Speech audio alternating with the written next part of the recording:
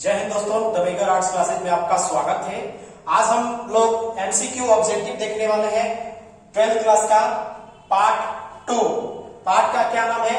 राज्य, किसान और नगर। हिस्ट्री का है तो चैप्टर 2 है राज्य, किसान और नगर। इस चैप्टर से हम जानेंगे कि हमारा मोस्ट इंपोर्टेंट ऑब्जेक्टिव कौन कौन से है। तो आपके सामने 20 ऑब्जेक्टिव है T20। तो चलिए आज हम लोग जानते हैं वीवीआई क्वेश्चन। तो पहला क्वेश्चन यहां से होता है कि अभिलेख शास्त्र किसे कहते हैं। ठीक है, तो देखिए अभिलेख शास्त्र किसे कहते हैं, मोस्ट इंपोर्टेंट है।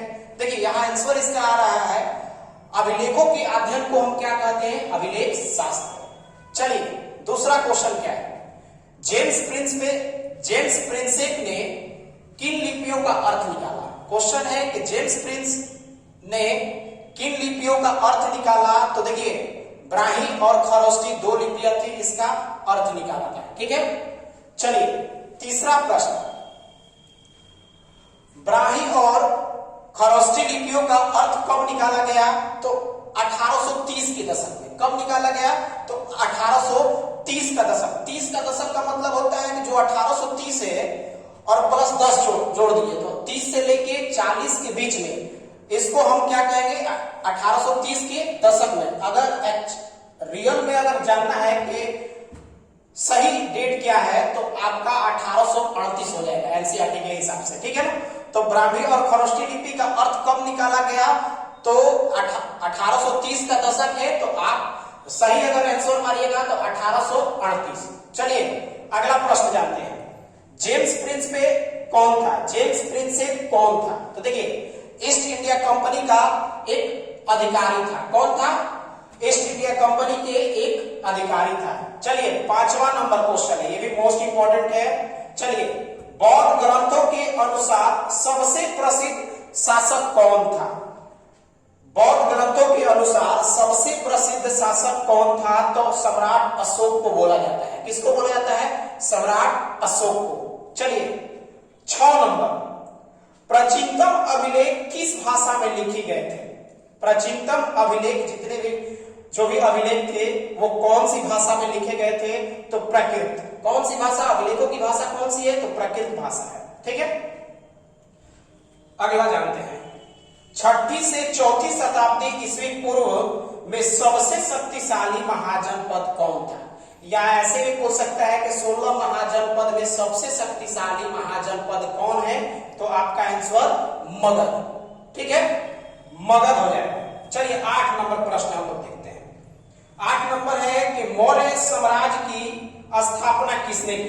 तो मौर्य साम्राज्य की स्थापना चंद्रगुप्त मौर्य ने। मोस्ट इंपोर्टेंट है बाबू, मौर्य साम्राज्य की स्थापना किसने की, तो चंद्रगुप्त मौर्य ने।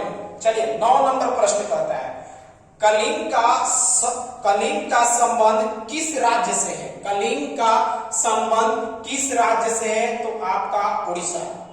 ठीक है, कलिंग का ये 261 ईसा पूर्व होता, याद रखिएगा। चलिए 10 नंबर, अर्थशास्त्र की रचना किसने की। अर्थशास्त्र की रचना किसने की, तो बाबू इसका आंसर हो जाएगा कौटिल्य। इंपॉर्टेंट है, हर बार पूछता है। तो अर्थशास्त्र की रचना किसने की, तो कौटिल्य। तो 10 क्लियर। चलिए इधर देखते हैं, देखिए इंडिका की रचना किसने की। इंडिका की रचना किसने की, तो मेगास्थनीज। कौन हो जाएगा, मेगास्थनीज। चलिए 12 नंबर प्रश्न देखते हैं, कलिंग पर विजय किसने प्राप्त की थी। कलिंग पर विजय किसने प्राप्त की थी, तो आपका अशोक हो जाएगा। अशोक का इतना रक्तपात देखकर इसका हृदय दंग हो गया था। तो कलिंग पर विजय किसने प्राप्त की, तो अशोक हो जाएगा। और कलिंग का युद्ध कब हुआ था, तो 261 ईसा पूर्व। ठीक है, चलिए 13 नंबर प्रश्न देखते हैं, स्वर्णगिरी का शाब्दिक अर्थ क्या है। स्वर्णगिरी का शाब्दिक अर्थ क्या है, 13 नंबर प्रश्न है। तो सोने का पहाड़ कह सकते हैं। क्या है वो, सोने का पहाड़। अब जानते हैं 14 नंबर प्रश्न, महामान अधिकारियों को क्या कार्य था। तो धर्म का प्रचार ज्यादातर करते थे। क्या करते थे, धर्म का प्रचार। चलिए मोस्ट इंपोर्टेंट, ये भी बार बार क्वेश्चन पूछता है। देखिए प्रयाग प्रशस्ति की रचना किसने की। प्रयाग प्रशस्ति की रचना किसने की, तो हरिसेन।